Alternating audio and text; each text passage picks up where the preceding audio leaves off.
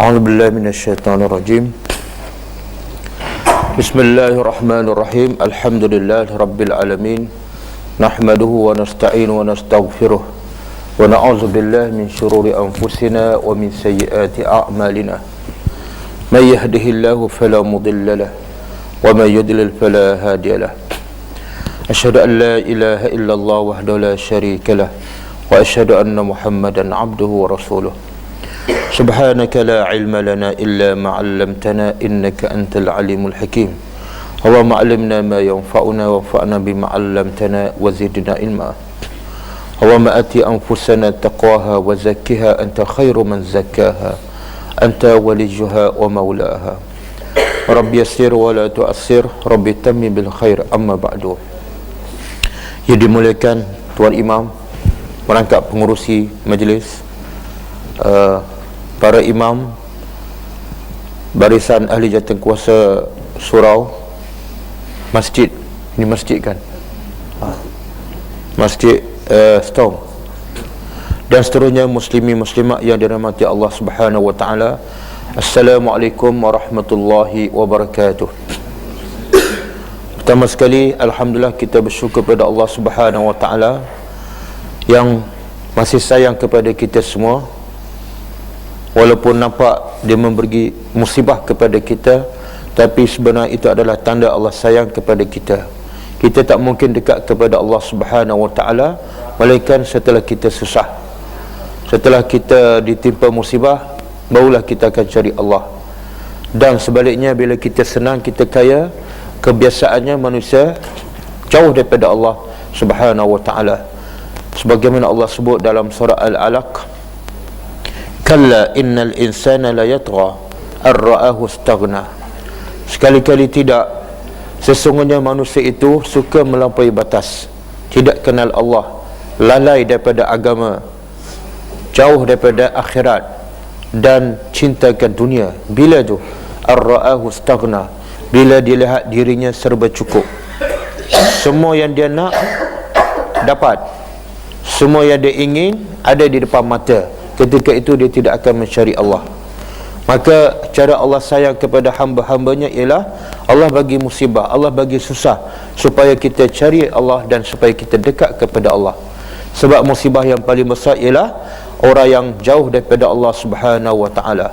Sebagaimana disebut dalam satu hadis, sabda Nabi sallallahu alaihi wasallam, inna ab'adan nasi minallah al-qalbul qasi. Sesungguhnya orang yang paling jauh daripada Allah siapa? Bukan orang miskin, bukan orang yang papa kedana, tapi orang yang paling jauh daripada Allah ialah al-qalbul qasi, orang yang hatinya keras, tak solat ataupun solat tidak khusyuk, susah nak baca Quran, tak menangis. Itu musibah yang paling besar, iaitu orang hatinya keras. Alhamdulillah, kita diberi hidayah oleh Allah untuk datang bersama-sama di pagi ini, dan ini juga adalah nikmat yang lebih besar daripada rumah kita yang hilang. Ini adalah nikmat yang lebih besar daripada segala-galanya. Sebab itu Nabi kata dalam satu hadis yang sahih, man shalla al-fajr jama'atan fa ka'annama qama al-laila kullahu. Maksudnya, barang siapa yang salat subuh secara berjemaah, maka seolah-olah dia telah mendirikan salat sepanjang malam. Kita nak bangun malam memang susah kan? Betul tak? Nak bangun tahajud, kecuali nak bangun buang air, itu bangun susah macam mana pun bangun, sebab nak buang air. Kenapa? Kalau tak buang, satu azab. Kita bangun, tapi nak bangun ambil wuduk, nak salat, cukup susah.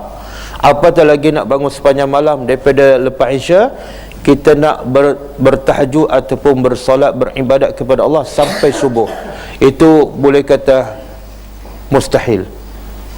Kita nak beribadat kepada Allah daripada selepas Isya sampai subuh, itu boleh kata mustahil. Ustaz pun tak pernah. Tapi kita diberi peluang oleh Allah untuk dapat pahala. Pahalanya sama seperti kita beribadat daripada selepas Isya sampai subuh. Semuanya ibadat. Macam mana kita nak dapat pahala tu? Macam mana? Ada tak peluang nak dapat pahala beribadat sepanjang malam? daripada lepas Isya sampai subuh. Macam mana cara dia? Kita datang solat subuh berjemaah.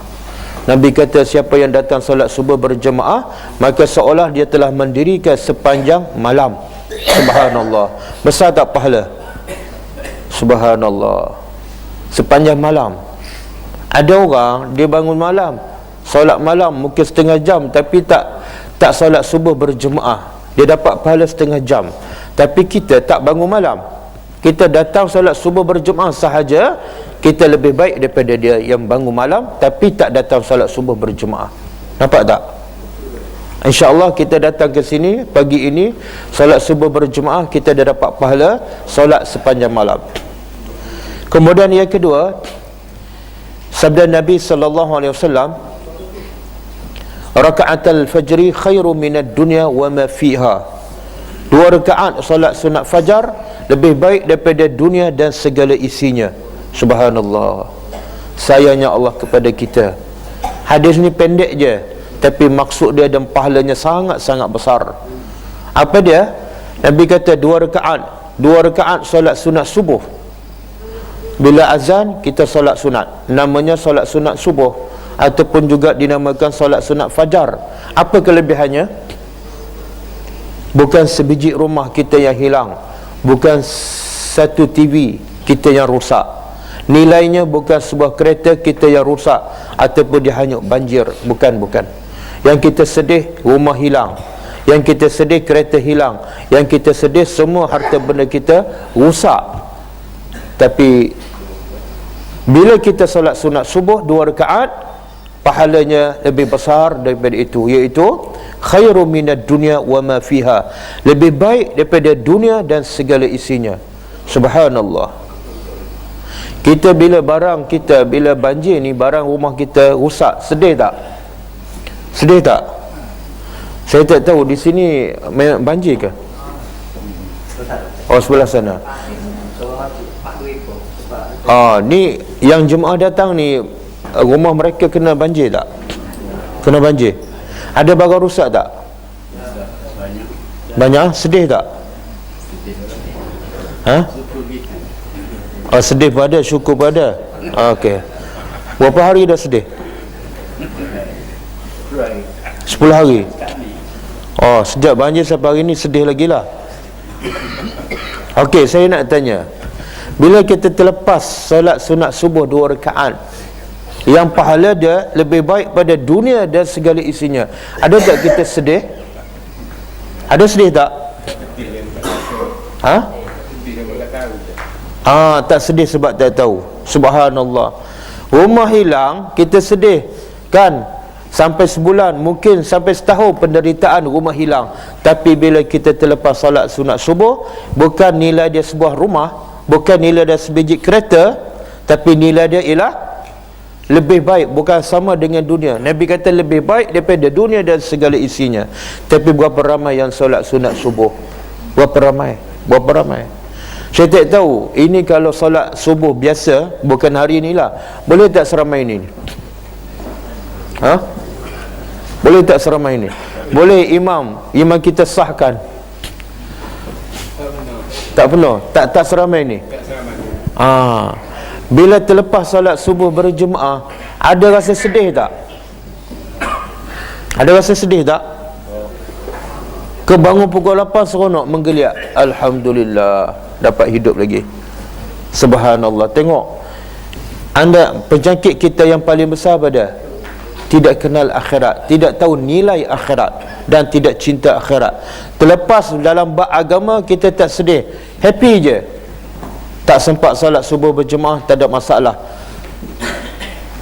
Tak sempat salat salat sunat subuh yang pahala dia lebih baik pada dunia, tak ada masalah. Mungkin ada orang dah 10 tahun tak pernah salat sunat subuh, tapi tak ada rasa apa-apa. Subhanallah. Tapi bila datang banjir, rumah hilang, kereta rusak, sedih, menangis, ya Allah. Sedangkan yang dia menangis itu semuanya dia akan tinggalkan. Tapi solat sunat subuh ni,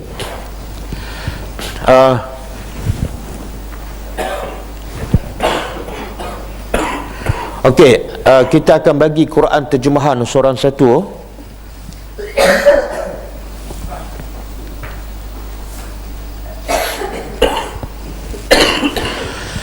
Bagi siapa yang belum dapat lah, saya tak tahu, mungkin ada yang dapat. Kalau dah ada ataupun dah dapat, tak perlu ambil lah. Yang siapa yang belum dapat, kita akan bagi Quran terjemahan seorang satu, insya-Allah. Ini ada orang daripada student saya, dia sponsor, dia minta, ustaz buatlah apa-apa untuk dakwah. Kalau nak bagi bantuan makanan, pakaian, dah ramai orang buat. Kita nak buat lain daripada yang lain. Saya tak bawa beras, saya tak bawa pakaian, saya bawa lebih penting daripada itu, Quran terjemahan. Quran biasa dah banyak kan, mana-mana surau, mana-mana masjid, Quran yang biasa dah banyak dah, bahkan dah berdebu, tak ada siapa buka kan. Cuba cek Quran yang ada tu, sejak duduk kat situ, sejak bila lagi tu, tak ada siapa buka kan. Takkan itulah nilai Al-Quran. Quran kena baca dan kena faham. Macam mana nak faham kalau kita tidak ada Quran terjemahan? Jadi saya akan bagi Quran terjemahan seorang satu, insya-Allah. Okey. Boleh ya?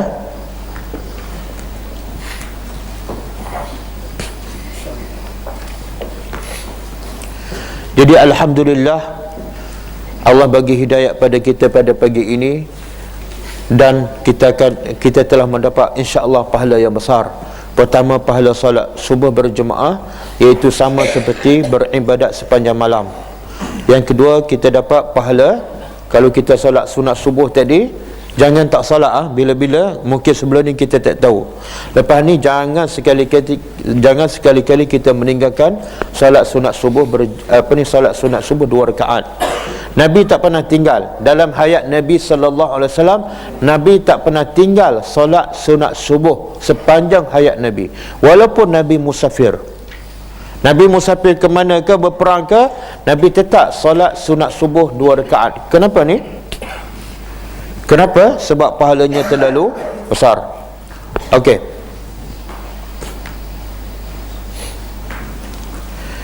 Okey, sekarang saya bagi Quran sekarang sebab saya nak suruh buka Quran. Sekarang cuba buka surah Al-Baqarah.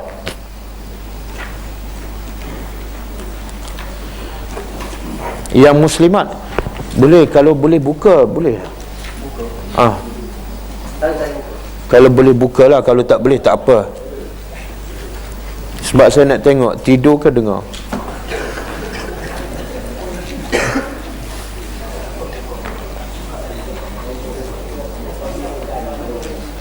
Angkat tak apa, tak boleh angkat.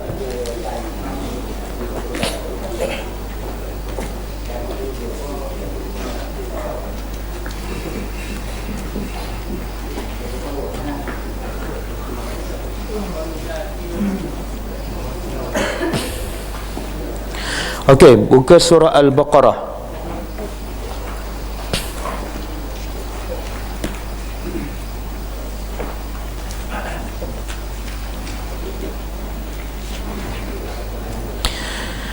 Muka surat 10 ayat 67.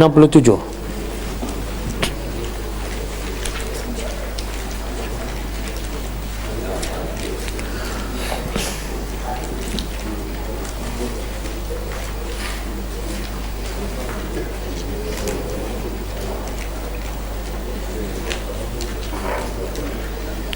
surat 10 Saya tak tahu muka surat sama ke tak. Surah Al-Baqarah ayat 67. Jumpa ke? Siapa yang belum dapat Al-Quran, angkat tangan. Jumpa, tengok. Biasa kita tengok TV kan, sampai faham, tapi tengok Quran tak faham. Itu tak patut. Sebab Quran adalah kata-kata Allah, kata-kata Tuhan kita, pencipta sekalian alam. Okey, jumpa. A'udzubillahi minasyaitonirrajim. Wa iz qala Musa liqaumihi inna Allaha ya'murukum an tazbahu baqarah qalu atattakhizuna huzwa qala a'udzu billahi an akuna minal jahilin. Maksudnya, dan ingatlah Tuhan berkata kepada Nabi Muhammad sallallahu alaihi wasallam dan kepada semua hamba-hambanya, termasuklah kita. Dengar Allah nak cerita ni. Allah bukan saja-saja cerita. Kita mungkin kita cakap saja-saja cerita, saja-saja nak bersembah kosong, tapi itu bukan sifat Allah. Bila Allah berkata, bila Allah membuat contoh, pasti ada pengajaran, pasti ada kebaikan. Sebab itulah kena dengar dan faham.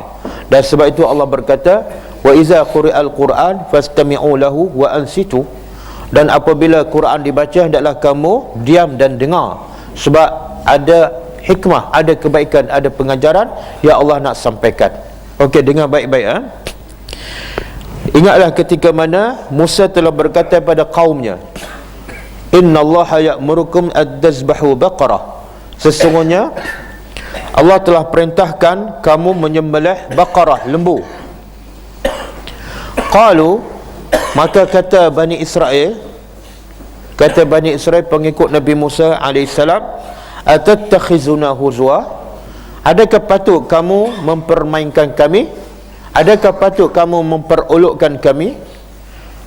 Qala a'udzu billahi an akuna minal jahilin.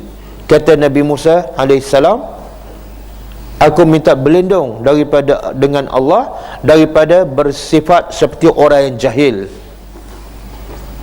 Apa maksud ayat ni? Boleh faham tak? Ini ayat ni, ayat 67, bermulanya kisah Al-Baqarah, kisah lembu.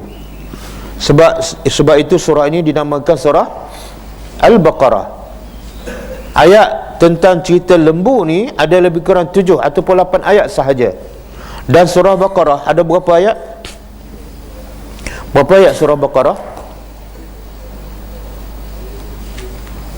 Berapa ayat?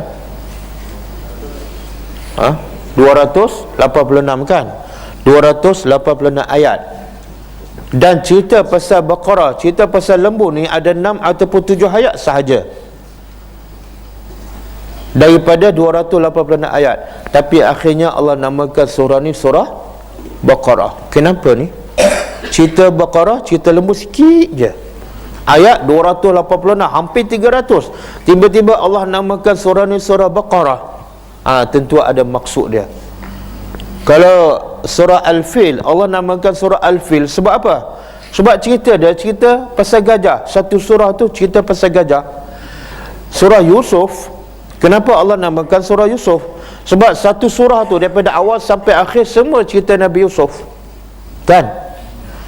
Quraisy, Allah namakan surah tu Quraisy sebab apa? Cerita surah tu tentang bangsa Quraisy yang berniaga, li'ila fi Quraisy. Cerita An-Nas, surah An-Nas dinamakan surah An-Nas sebab cerita dalam surah An-Nas ialah cerita berkenaan dengan manusia. Tapi cerita dalam surah Baqarah banyak cerita, dan cerita pasal lembu ni sikit je. Tapi akhirnya Allah namakan surah ni surah Baqarah. Pasti ada sesuatu yang besar yang Allah nak sampaikan. Dengar Allah nak cerita ni, penyakit manusia. Apa dia? Cerita ni tak disebut detail dalam Al-Quran, tapi disebut detail dalam hadis. Ada satu Bani Israel, dia telah bunuh seorang Bani Israel. Dia ada pakcik dia yang kaya, lalu dia bunuh pakcik dia yang kaya tu. Pakcik dia tak ada anak, jadi dia nak harta pakcik dia dengan cepat. Lambat sangat pakcik dia nak mati, dia pun bunuh.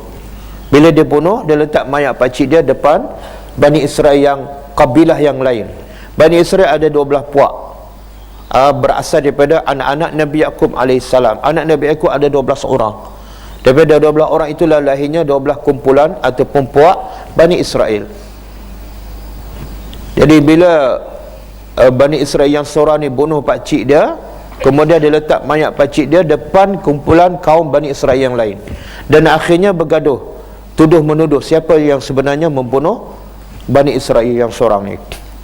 Maka akhirnya buat keputusan, kan kita sekarang ada Nabi Musa, lebih baik kita pergi tanya Nabi Musa dan minta pandangan dia, macam mana nak selesai masalah, siapa pembunuh yang sebenarnya. Maka inilah turun ayat ni, wa iz qala Musa. Ingatlah ketika mana Musa berkata kepada kaumnya. Kaum dia nak minta Musa selesai masalah tentang apa ni? Siapa pembunuh? Siapa pembunuh? Tiba-tiba Musa kata apa? Innallah, sesungguhnya Allah memerintahkan kamu agar menyembelih lembu. Tengok, ini penyakit pertama. Bila tanya Musa, Musa pun jawablah, okey, nak selesai masalah kamu, sembelih lembu. Apa reaksi Bani Israel bila Musa perintah sembelih lembu? Masalah nak cari pembunuh, tiba-tiba Musa suruh sembelih lembu. Pelik tak? Macam kita nak cari rumah kawasan ni selalu kena curi kan, kena masuk oleh pencuri. Akhir sekali jumpa ustaz, macam mana nak selesai masalah pencuri ni? Saya pun kata, ambil ayam dan sembelih ayam. Orang kata apa pada saya? Ustaz ni tak faham soalan ke? Orang nak cari pencuri, dia suruh sembelih ayam. Betul tak? Tengok penyakit ni, penyakit. Tuhan nak beritahu sekarang, bila kamu ada masalah, kamu tanya Nabi Musa. Betul tak? Bila kamu tanya Nabi Musa, kamu percaya tak pada dia? Sepatutnya kamu percayalah. Dan kamu tahu tak, Musa tu adalah Nabi Allah, Rasulullah, utusan Allah. Percaya tak? Bila percaya, apa saja perintah Allah, walaupun tak masuk akal, dengarlah. Faham tak? Masuk akal tak? Nak cari pembunuh kena sembelih lembu. Masuk akal tak? Tak masuk akal. Sebab tu agama tak boleh ukur dari segi akal. Kena tengok siapa yang perintah. Kalau Allah yang perintah, walaupun tak masuk akal, kena beriman. Allah sengaja suruh Musa bagi tahu pada kaum dia sembelih lembu. Allah nak uji mereka percaya tak pada perintah Allah. Kalau percaya pada Allah, dia tak tengok pada perintah tu, dia tak tengok pada perintah, tapi dia tengok kepada siapa yang perintah. Faham? Boleh faham? Ini penyakit pertama. Sebab itulah surah ni dinamakan surah Baqarah. Kenapa? Masalah besar manusia, penyakit besar manusia ialah tak percaya pada Allah. Ramai yang Allah perintah solat tak solat. Betul tak? Ramai yang Allah perintah tutup aurat tapi tak tutup aurat. Betul tak? Bila Musa perintah pada Bani Israel sembelih lembu, apa kata Bani Israel? Atattakhizuna huzwa? Musa, jangan main-main dengan kami. Jangan main-main dengan kami. Kami nak cari pembunuh. Apa kaitan dengan sembelih lembu? Tengok penyakit apa? Tak percaya pada Musa, tak percaya pada Nabi. Bila tak percaya pada Nabi, sebenarnya tak percaya pada, sebab yang mengutuskan Nabi ialah Allah. Ramai tak umat Islam yang tak ikut sunnah Nabi? Ramai tak? Bila tak ikut sunnah Nabi, makna apa tu? Makna apa? Dia tak percaya pada Nabi lah. Kalau percaya, ikut. Kita kalau percaya pada seseorang, kita ikut tak? Kita yakin dia tu baik, dia tu membawa faedah kepada kita, kita ikut. Kalau kita yakin Nabi tu adalah Rasulullah, utusan Allah, Nabi tak pernah bercakap daripada hawa nafsu, wa ma yantiqu anil hawa in huwa illa wahyun yuha, kita ikut je, jangan banyak cakap, jangan banyak soal. Kalau kita percaya. Tapi sekarang ramai tak orang ikut sunnah Nabi? Tak. Sebab apa? Inilah penyakit. Penyakit Bani Israel telah berjangkit pada Bani Melayu, kan? Bila kita sebut sunnah Nabi, tak apalah, yang kita buat ni dah lama kan, lagi pula susahlah nak ubah. Nampak tak? Itu penyakit tu. Boleh? Bila tak percaya pada Nabi, maka itu juga bermakna tak percaya kepada Allah. Saya bagi contoh kan, kita bila sakit, kita cari siapa? Cari doktor kan? Bila cari doktor, kita guna akal tak? Guna. Kita cari doktor yang terbaik kan? Ke doktor yang baru habis universiti? Tak, kita cari yang berpengalaman, yang terkenal, kalau boleh pakar kan? Betul tak? Masa kita cari, kita guna akal. Tapi bila kita masuk jumpa doktor, bila masuk jumpa doktor, kita guna akal tak? Tak. Kita guna apa? Telinga je. Sebab itulah bila doktor arah apa saja, kita ikut tak? Doktor kata buka mulut, kita buka tak? Kita bantah tak? Kenapa kena buka mulut? Ada bantah tak? Tak kan? Doktor kata angkat tangan, kita angkat tangan. Ada bantah? Tak. Doktor kata baring atas katil, kita baring tak? Doktor kata buka seluar, buka. Sebab nak injek kan? Sepatah pun kita tak bantah. Sebab apa kita tak bantah? Padahal doktor tu doktor India. Saya nak tanya, kenapa tak bantah?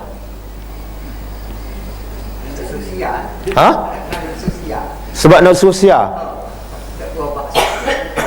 Tapi mungkin dia tu jahat, mungkin dia salah bagi obat. Tapi kenapa kita tak bantah? Ha? Buka baju, tak nak doktor, saya nak buka seluar je. Tak ada. Sami'na wa ata'na, betul tak? Subhanallah. Kenapa? Sebab kita dah percaya pada dia. Aku dah cari doktor terbaik, dia tahu ilmu kedoktoran, dan aku zero, tak tahu apa-apa pasal perubatan, maka aku serah bulat-bulat kepada doktor. Betul tak? Sebab itulah doktor kata, kamu kena pantang, tak boleh makan udang galah. Kita tiap hari makan udang galah. Kita dengar tak cakap doktor? Dengar kan? Doktor kata kamu kena kurangkan gula. Dengar tak cakap doktor? Dengar. Doktor kata kamu kena bangun pagi. Bangun pagi tak? Kalau tak bangun pagi ada masalah jantung. Bangun pagi tak? Bangun pagi. Bila Tuhan kata bangun subuh, hayya 'alas solah, as-salatu khairum minan naum. Dengar tak? Ha? Siapa lebih hebat? Siapa lebih baik? Doktor ke Allah? Cakap betul. Siapa lebih baik? Subhanallah. Tengok, itulah penyakit tu. Nampak tak? Ini yang Tuhan namakan surah ni surah Baqarah, cerita lembu. Sebab tu agama jangan ikut logik akal. Jangan ikut logik akal. Walaupun tak masuk akal, tapi kalau dia datang daripada Allah, pasti yang terbaik untuk kita. Kalau Allah suruh solat, itulah yang terbaik. Boleh tak? Jadi kalau doktor yang kita baru kenal, tapi kita percaya pada ilmu dia, kita ikut je perintah dia, sami'na wa ata'na, apa saja dia cakap, makan ubat 3 kali sehari tepat pada waktu, kita ikut tak? Subhanallah. Subhanallah. Doktor pada dia India, kita boleh ikut. Allah pencipta kita, Rabbul Alamin, pemberi rezeki pada kita, pengurus kehidupan kita, cakap apa saja, ramai yang tak dengar. Apa masalah? Apa masalah? Masalah dia ialah Al-Baqarah. Masalah ialah Al-Baqarah. Bila tak beriman kepada Allah, dia bukan soal, kadang-kadang dia tak buat tak tahu je, solat lambat, tak tutup aurat, tak baca Quran. Sebab tu saya bagi Quran terjemahan ni. Ramai orang kita tak baca Quran, betul tak? Sedangkan itu adalah panduan kehidupan orang beriman.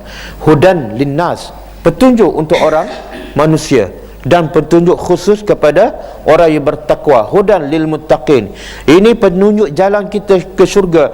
Macam mana kita tinggalkan dia? Kita pergi satu tempat, tak tahu, tak pernah pergi, tak tahu nama tempat dan sebagainya.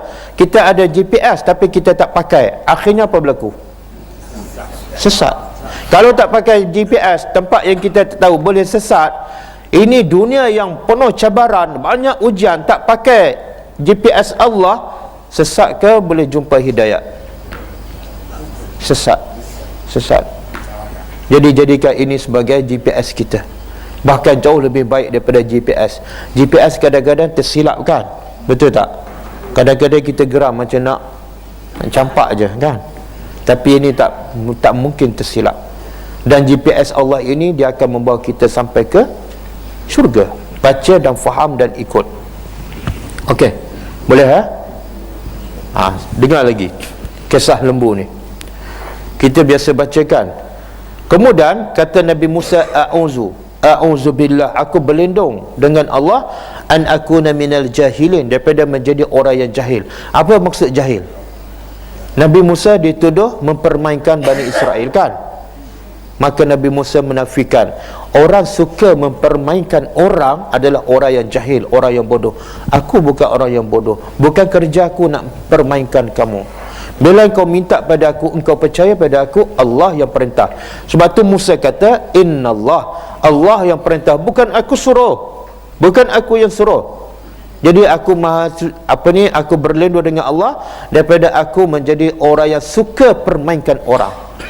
Jadi sifat suka permainkan orang adalah sifat orang yang jahil, dan jauh daripada sifat orang yang beriman. Jangan permainkan orang, jangan memperolokkan orang, jangan mempersendakan orang, sebab itu adalah sifat orang yang jahil. Boleh? Okey. Ayat seterusnya Tuhan kata apa? Qalu du'u lana rabbaka yubayyin lana. Lalu mereka berkata, okey, tak apalah, akhirnya Bani Israel terima juga perintah tersebut. Apa perintahnya? Sembelih lembu, kan? Lalu mereka bertanya, ini penyakit. Bila tak percaya pada Allah, datang penyakit kedua. Apa dah? Suka soal. Bani Israel pun tanya, wahai Musa, boleh tak minta pada Tuhan engkau? Tengok biadab Bani Israel. Dia kata apa? Minta pada Tuhan engkau. Pelik tak? Yang dia pergi pada Musa tu kenapa? Bukankah Musa tu utusan Allah? Kalau utusan Allah, mana kamu percaya pada Musa, mana kamu percaya pada Allah. Tapi bila bercakap, dia kata apa? Minta pada Tuhan engkau. Sepatut dia kata apa? Mintalah pada Tuhan kami, kan? Tuhan kita semua. Itu biadab. Biadab Bani Israel kepada Allah. Okey, Musa, minta pada Tuhan engkau. Apa dia?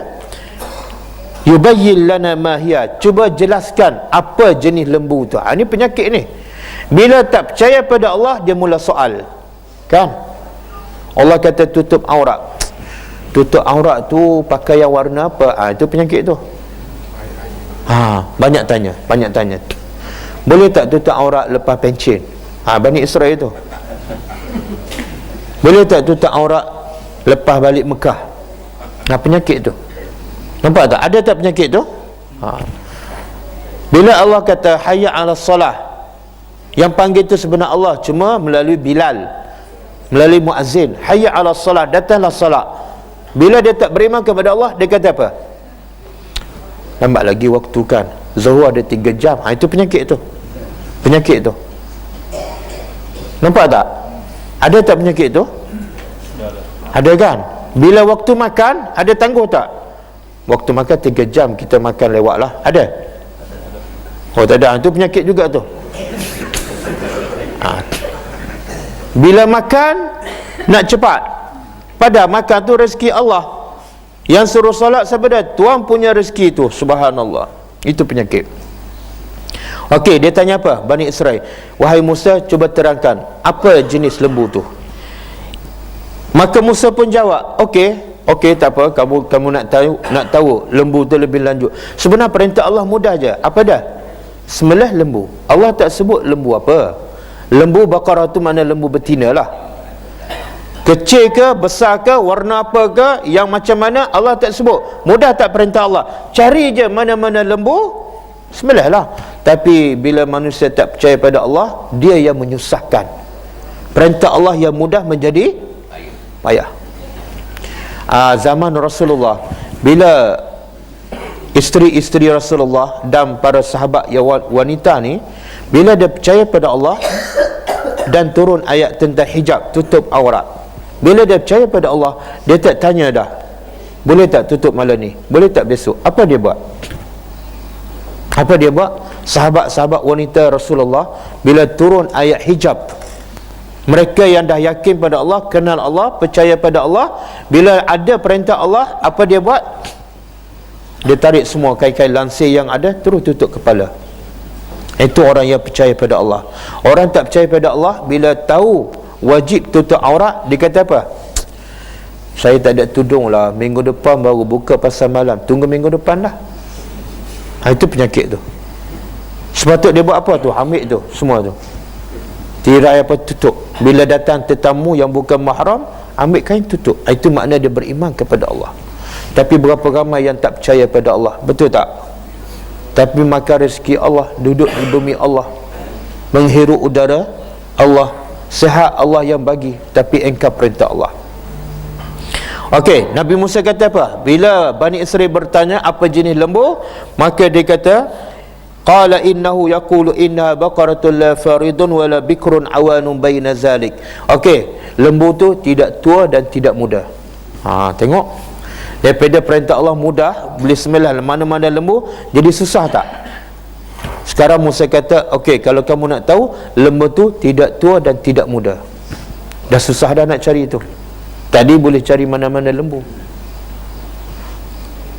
Baik wala bikrun awanun baina zalik, tengah-tengah. Tidak terlalu tua, dah lama pencen tak beranak, bukan, dan tidak terlalu muda yang baru beranak. Tak, tengah-tengah. Faf'alu, maka kata Musa, faf'alu ma tu'marun, buatlah apa yang kamu diperintah oleh Allah.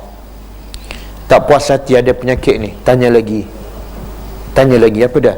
Qalu du'u lana rabbaka yubayyin lana, wahai Musa, minta lagi, tanya pada Tuhan kamu, ma launuha, apa warna dia pula, kan? Warna apa Musa? Itu penyakit. Tuhan suruh tutup aurat, kita pun tanya, tutup aurat kain warna apa? Itu penyakit tu. Penyakit kan? Kemudian kata Musa, qala innahu yaqulu innaha baqarah, kata Musa, warna lembu itu ialah safra. Apa makna safra? Kuning. Launuha tasurrun nazirin, kuning tua, kuning pekat dan menarik perhatian. Tengok jadi susah dah. Pertama kuning pekat, yang kedua kalau orang tengok tertarik. Kalau kuning pekat orang tengok tertarik, belum lagi. Jadi susah tak? Siapa yang menyusahkan perintah Allah? Manusia sendiri, kan?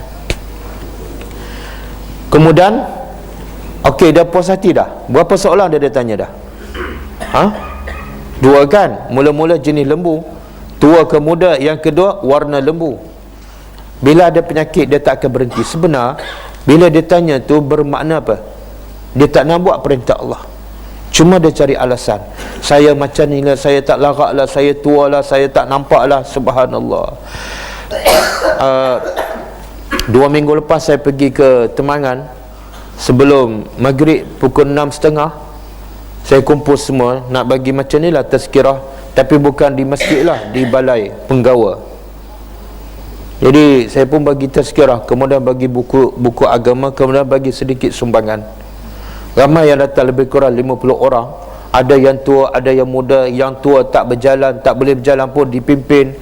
Dan ada yang telinga tak berapa dengar, datang juga. Mata tak berapa nampak, datang juga.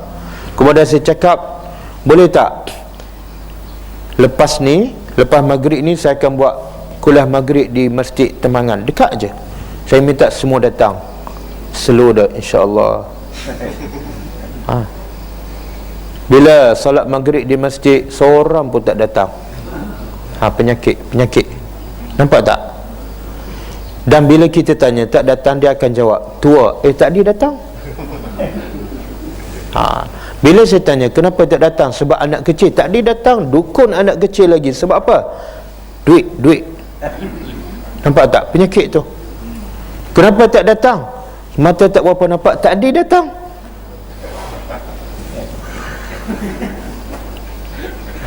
Penyakit. Kenapa tak datang? Tak larat nak jalan, tak ada orang pimpin. Subhanallah. Dan akhirnya saya batalkan kuliah maghrib. Pernah dengar tak kuliah maghrib dibatalkan sebab tidak ada orang mendengar? Pernah dengar? Di mana tu? Bukan di Jepun, di Temangan, Kelantan. Penyakit tak? Bila duit, saya bagi tak banyak pun, bagi sikit buku agama, duit sikit je tapi datang. Subhanallah. Nampak tak? Padahal RM50 100. Berapa lama kekal?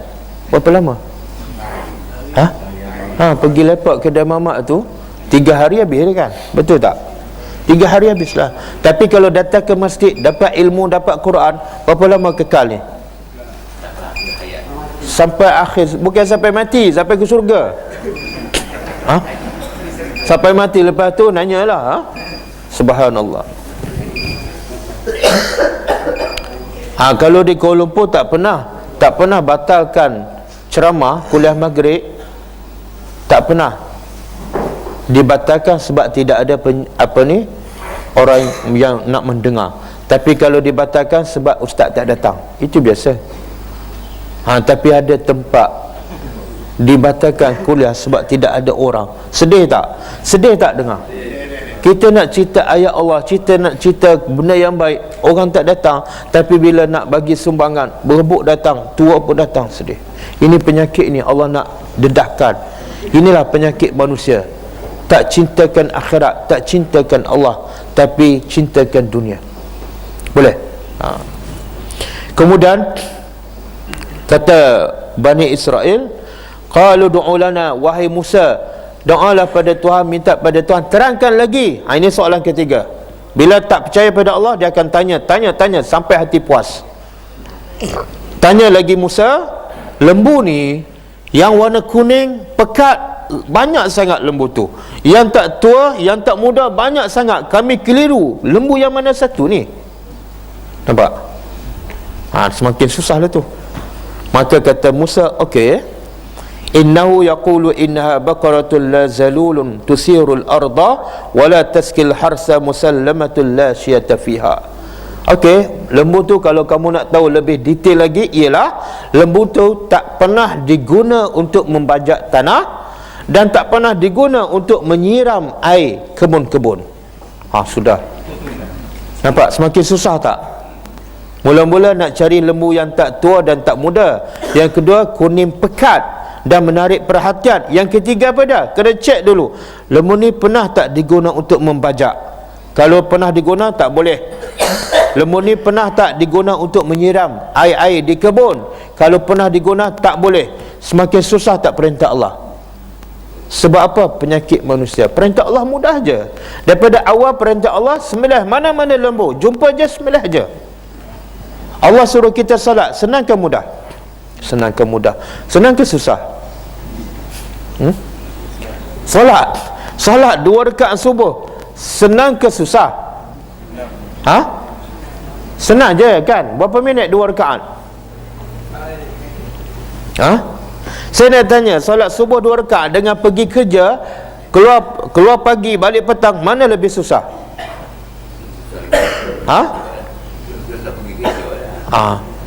Solat subuh 2 rakaat dengan menoreh getah daripada pagi sampai pukul 11, mana lebih susah? Menoreh getah lebih susah kan? Tapi ramai yang pergi menoreh tapi tak solat subuh. Ramai tak? Itu penyakit tu. Bila dia tak kenal Allah, bila tak cintakan Allah, dia akan buat yang susah demi untuk hidup. Boleh Ialah sebab dapat duit. Dia fikir nak hidup sekarang, nak makan apa kan? Dia tak fikir hidup dunia 60-70 tahun, tapi hidup dalam kubur mungkin beribu tahun, dan di pada mahsyar di akhirat lagi lama. Okey. Maka qalu, setelah Nabi Musa bagi tahu lembu ni tak pernah diguna untuk membajak, tak pernah diguna untuk menyiram pokok, maka dia pun kata apa? Kata Bani Israel, qalul ana, mereka berkata, al-an ji'ta bil haq. Tengok apa kata Bani Israel kepada Musa, sekarang kamu dah bawa kebenaran.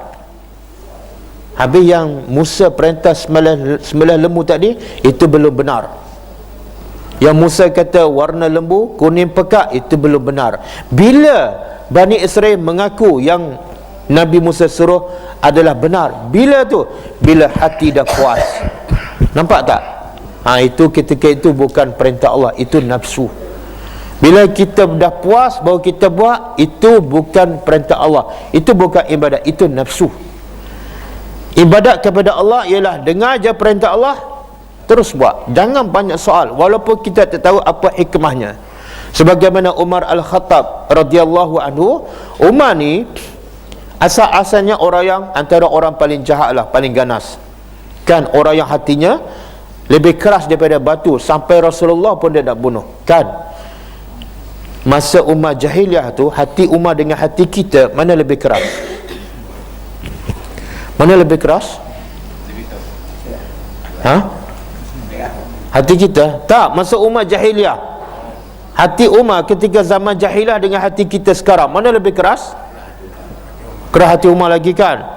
Sebab apa? Umar sampai nak bunuh Rasulullah. Kita tak pernah nak bunuh ustaz kan?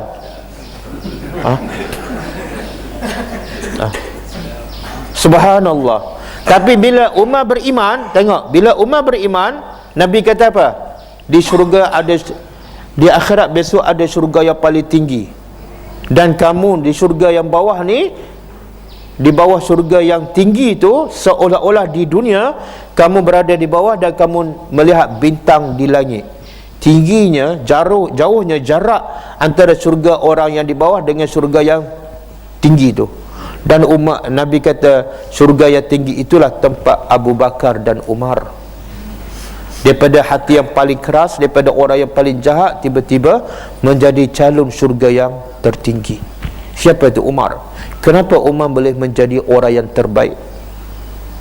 Sebab apa? Saya nak bagi satu kisah Umar. Umar kata apa bila nak cium Hajarul Aswad? Apa kata Umar? Batu, wahai batu, kamu ni Hajarul Aswad batu. Batu tak boleh beri faedah dan tak boleh memberi mudarat. Betul tak? Kalau kita simpan batu, tak pergi kerja, jadi kaya tak?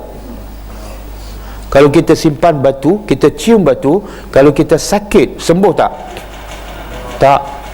Maka kata Umar, kamu ni batu, tidak boleh memberi faedah dan tak boleh memberi mudarat, tapi oleh kerana aku lihat Nabi cium, aku cium.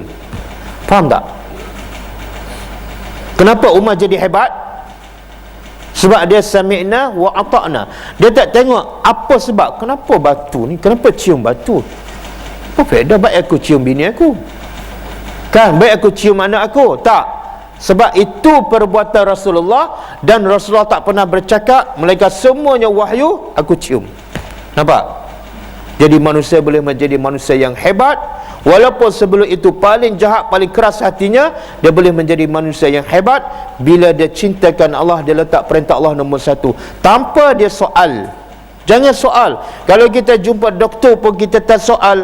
Bagaimana kita boleh banyak soal bila Allah perintah pada kita? Mana kita ada penyakit, kan? Ada penyakit. Jadilah seperti Umar Al-Khattab, bila dengar je Quran, bila dengar je hadis, sami'na wa ata'na. Jangan banyak soal. Okey? Jadi akhirnya Bani Israel kata apa? Musa, sekarang baru kamu bercakap benar. Mana sebelum ni kamu cakap belum benar. Bila kamu suruh sembelih lembu sahaja tanpa sebut sifatnya, warna, kamu belum bercakap benar. Itu penyakit tu. Sekarang bila kamu terangkan semua yang kami nak, barulah kamu bercakap benar. Subhanallah. Boleh? Kemudian fazabahuha, maka mereka pun sembelih lembu tersebut. Akhirnya Tuhan tak sebut betapa susahnya mereka nak cari lembu satu Mesir. Nak cari lembu yang pertama, lembu betina. Yang kedua, warna kuning pekat, menarik perhatian. Yang ketiga, tidak tua dan tidak muda. Yang keempat, tidak pernah diguna untuk membajak, tidak pernah diguna untuk menyiram air. Cukup susah, tapi akhirnya jumpa. Tuhan kata apa? Wa ma kadu yaf'alun. Hampir-hampir mereka tak dapat sembelih lembu tersebut. Sebab apa? Kenapa susah nak jumpa lembu? Sebab mereka sendiri menyusahkan diri. Allah bagi perintah sembelih je mana-mana lembu. Okey. Kemudian Tuhan kata wa iz qataltum nafsan. Ingatlah ketika mana kamu membunuh satu jiwa, fadara'tum fiha, maka kamu bergaduh tentang siapa pembunuh orang tersebut yang saya sebut di awal. Wallahu mukhrijum ma kuntum taktumun, dan Allah mengeluarkan apa yang kamu sembunyi. Yang kamu sembunyi sebenarnya adalah hati kamu apa dah? Ni kamu tak beriman dengan Allah, kamu tak percaya pada Allah, kamu tak percaya pada Nabi Musa. Sekarang Allah nak bongkarkan, kan? Kita ni Allah bagi musibah. Apa sebab? Salah satu tujuan musibah Allah nak bongkarkan siapa yang benar-benar beriman kepada Allah dan siapa yang berpura-pura. Bila dengan musibah ni, orang yang solat, kalau dia benar-benar beriman, dia terus jaga solat walaupun rumah tak ada. Kalau dia benar-benar beriman, sebelum banjir dia tutup aurat, walaupun dah banjir, rumah hilang, dia tetap tutup aurat. Tapi bila kalau dia berpura-pura beriman, sebelum banjir, ketika sihat, ketika senang dia solat, bila banjir susah dia tak solat, mana dia berpura-pura. Sebelum banjir dia tutup aurat, senang, pakaian banyak. Bila banjir dia buka aurat, dia tak jaga aurat, mana iman dia pura-pura. Salah satu ujian, salah satu sebab ujian ialah Allah nak mendedahkan hati manusia. Inilah rupa kamu yang sebenar. Bila susah, bila ada musibah, inilah rupa kamu. Kamu tak beriman kepada Allah. Boleh Dan akhirnya Tuhan kata apa? Faqul nadribu, maka kami berkata kepada Bani Israel, idribu, pukullah. Bila sembelih lembu, Ambil anggota lembu tu dan pukul lah. Pukul apa ni? Mayat tu, orang mati. Fadribuhu bibak dia dengan sebahagian anggota. Kazalika yuhyillahu al-mauta. Demikianlah Allah menghidupkan orang yang dah mati. Kenapa Allah tunjuk tu depan Bani Israel? Pukul je hidup. Bila pukul mayat tu hidup. Kenapa Allah tunjuk depan Bani Israel? Allah nak celakkan hati Bani Israel yang dah keras bahawa Allah tu maha berkuasa. Allah boleh hidupkan manusia sekelip mata, depan mata mereka. Maka kalau di akhirat Allah lagi berkuasa, boleh. Kemudian wa yurikum ayati, Allah nak menunjukkan kebesarannya, la'allakum ta'qilun, moga-moga kamu berakal. Kemudian Allah simpulkan, summa qasat qulubukum, kemudian hati kamu telah menjadi keras, fahiya kal hijarah, maka hati-hati manusia bila ingkar perintah Allah, dia keras seperti batu. Kadang-kadang kita tak nampak macam mana hati keras, maka Allah pun bagi contoh, keras seperti batu. Tahu tak keras seperti batu? Kenapa Allah tak kata keras seperti besi? Besi keras juga kan? Kenapa Allah tak kata hati manusia keras seperti besi?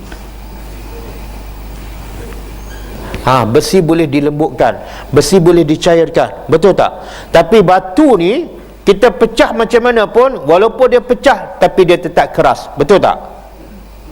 Jadi Tuhan nak bagi tahu hati manusia ni keras seperti batu, bal apa dia?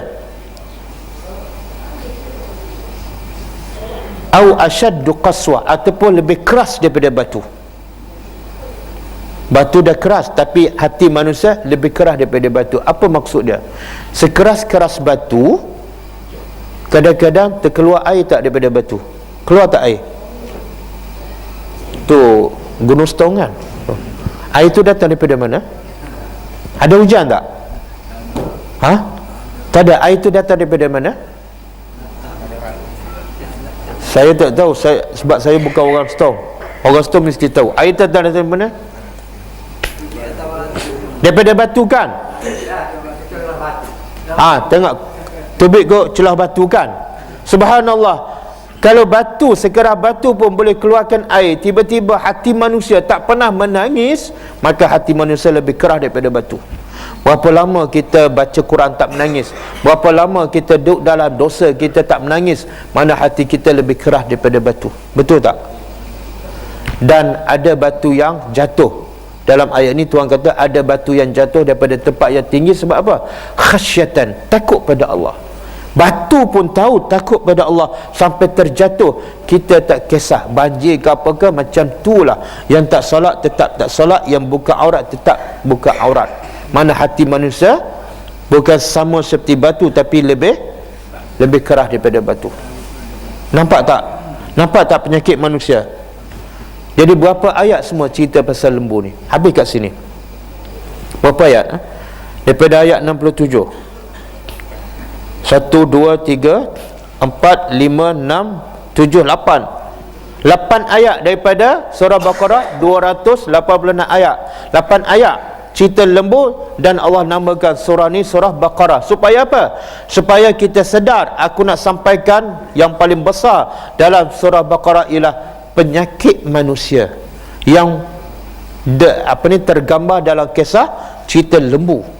Bila Allah bagi perintah yang mudah je, simple je, tapi bila manusia tak beriman pada Allah, manusia akan cari 1000 alasan untuk tidak melaksanakan perintah Allah. Allah bagi lagi musibah, dia tetap engkar perintah Allah. Itulah penyakit manusia. Musibah bukan penyakit. Musibah bukan penyakit. Banjir bukan masalah. Banjir adalah ujian Allah. Banjir bukan dosa. Yang penyakitnya ialah kita duduk dalam dosa. Sebab tu Nabi Yunus AS bila duduk dalam perut ikan, dia minta apa? Apa doa dia? Dia minta doa pada Allah supaya keluar daripada perut ikan, ataupun dia minta ampun kepada Allah. Apa doa Nabi Yunus?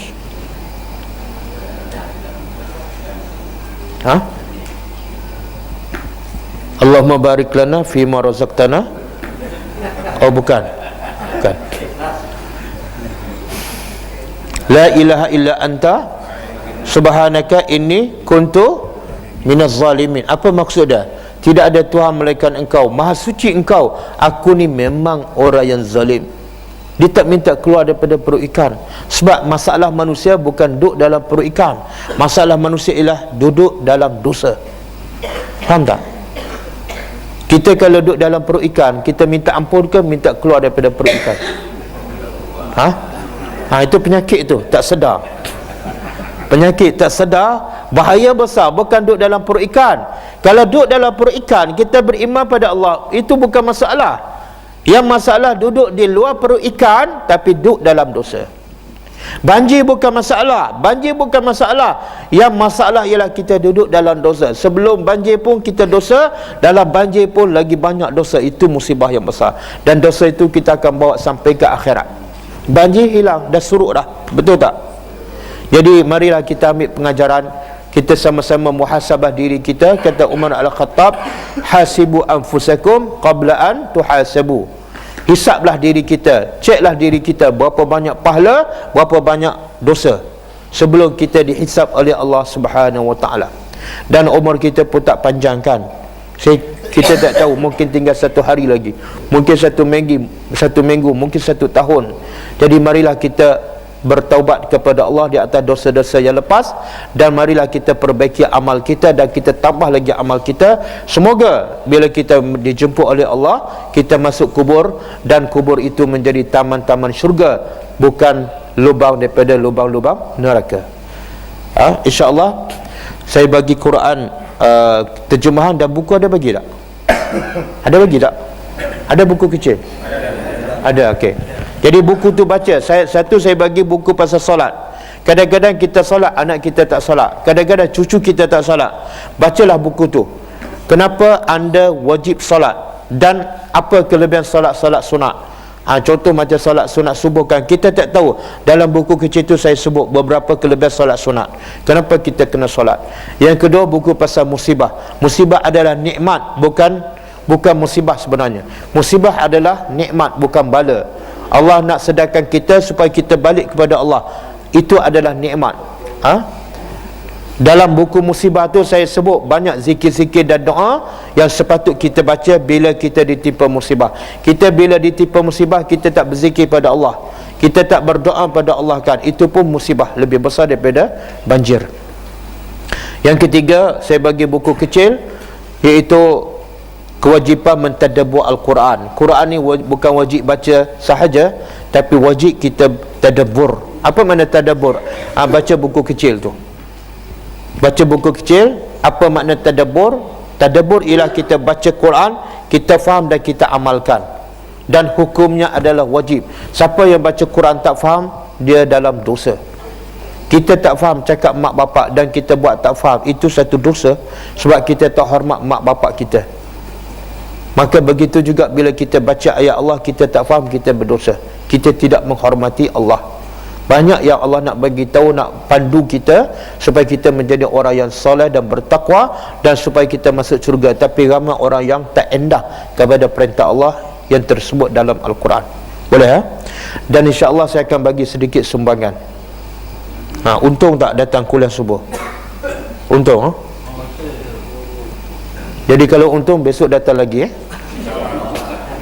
Boleh? Boleh tak datang seramai ni? Boleh kuat sikit? Boleh tak datang seramai ni? InsyaAllah. Tapi besok saya tak ada. Okey.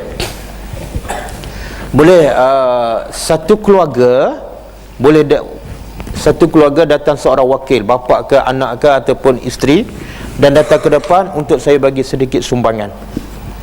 Yang dah dapat tak payahlah, ataupun suami dah dapat, isteri tak payah datang. Kalau isteri dapat, suami tak payah. Boleh